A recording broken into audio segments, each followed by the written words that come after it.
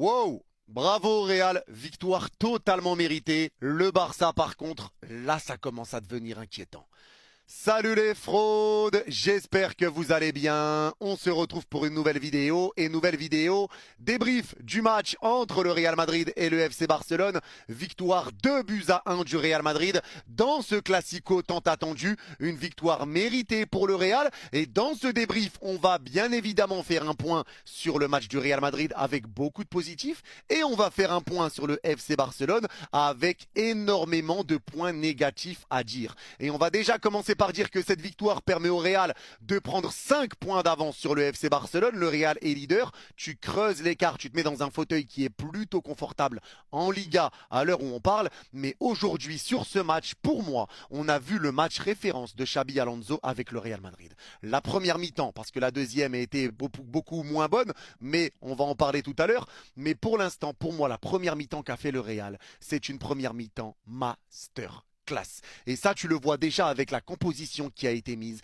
Parce que quand tu vois tous les joueurs qui ont été alignés sur le terrain, c'était la composition idéale pour mettre le 4-4-2 losange et arrêter avec le 4-3-3 qui ne fonctionne pas avec ce Real Madrid.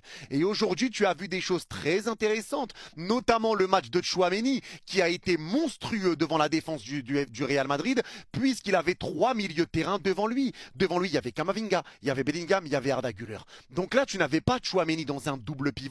Tu avais Tchouaméni qui était devant la défense, qui faisait son rôle de récupération, qui récupérait les ballons de la tête, qui était là pour venir soulager la défense. Et quand il récupérait le ballon, qui relançait en une touche, c'était pas lui qui devait créer le jeu. Tu voyais pas le Tchouaméni qui ralentit le jeu, qui c'est lui qui doit créer. Et tu te plains parce que Tchouaméni ne crée pas. Là, il y avait des milieux de terrain devant lui avec Kama, Bellingham, qui étaient eux responsables de la remontée le ballon, et Arda Güler qui était le numéro 10 dans cette équipe. Donc aujourd'hui, les choix ont été bons. Et c'est pareil pour Valverde sur le côté droit. Valverde latéral droit, pour moi, il est mieux au milieu de terrain plutôt que de le mettre aux côtés de Tchouaméni où ça ne fonctionne pas du tout. Latéral droit, Valverde fait un bon match. En fait, aujourd'hui, tu as fait des changements dans la dispositif du Real Madrid et tu as vu des choix payants. Tu as vu des choses qui fonctionnent. Tchouaméni devant la défense avec 3 milieux au-dessus, ça marche. Bellingham, Camavinga, ensemble, ça marche. Kama était à droite, des fois c'est Bellingham qui partait à droite. Il y avait des bonnes combinaisons, des bonnes ententes, des bonnes permutations. Aujourd'hui, il n'y a rien à dire sur ce match dans tous les cas. Le Real Madrid a été meilleur que le FC Barcelone et le Real Madrid mérite sa victoire.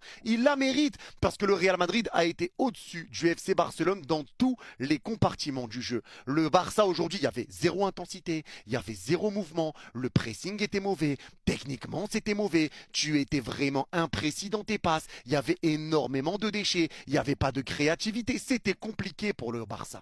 Ça a